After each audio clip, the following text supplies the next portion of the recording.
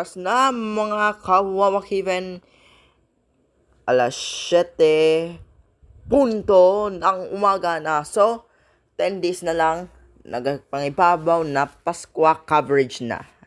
Yan mga kawawakiven. Ito po si yung kalingkod Kevin Casimero para ipapahayag namin sa inyo yung special press conference, short press conference pala. Okay, short press conference ng WBC about nagapangibabaw na Pasko. So, anyway, good morning mga kawawakiven. Good morning sa inyong lahat. Good morning sa inyong lahat. So, bago tayo magsimula ng maikling programa, may announcement pa rin sa inyo.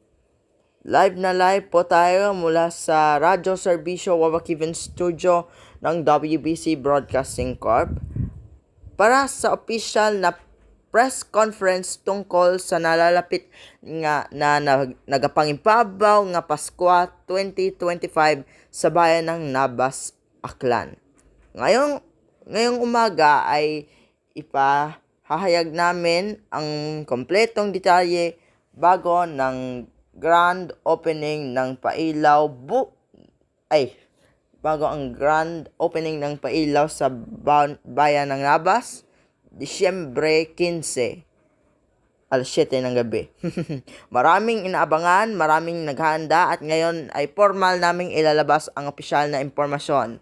Ipinapaalala po sa amin ang publiko ang nagapangibabaw nga Paskwa 2025 ay magsisimula Disyembre 15 or December 15 pala, eksaktong alas 7 ng gabi sa bayan ng Nabas. Pinangungunahan nito ng ating Municipal Tourism and Event Coordinator at inaasahan natin ang libo-libong dadalo at manonood.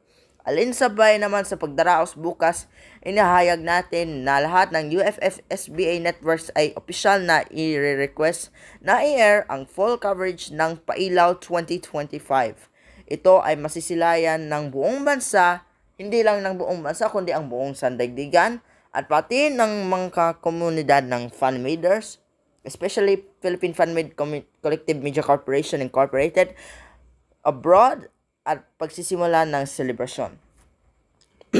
At isa pang aabangan, sa taong ito, ang WBC ay magtatangka gumawa ng record para sa largest Christmas station ID of 2025 na inihayag ang WBC na sinusubaybayan at tanggapin ng FGWR or Fan-Made Guinness World Records sa pamumuno ni Rizal Lelarcio G. Palomata.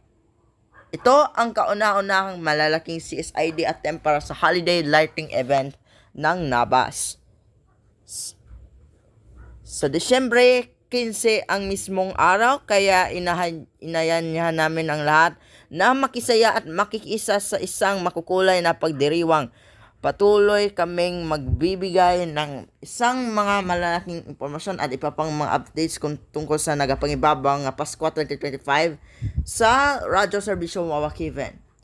At sa last na pinapahayag, inayahan niyo po na magtututok dito sa WBC or Wawakiven Broadcasting Company, Wawakiven Television Network, sa Radyo Serbisyo de Television at iba pang mga affiliates o ang mga kaaping mga fan-maders or fan-made networks fan-made TV networks. Okay, FBC, FBTV at FBC Balita Pilipinas. Magsisimula po ngayong 6:55 ng gabi at inaaprobahan ng Fan-Made Guinness World Records na ipinipend ang pagre-record at inaprobahan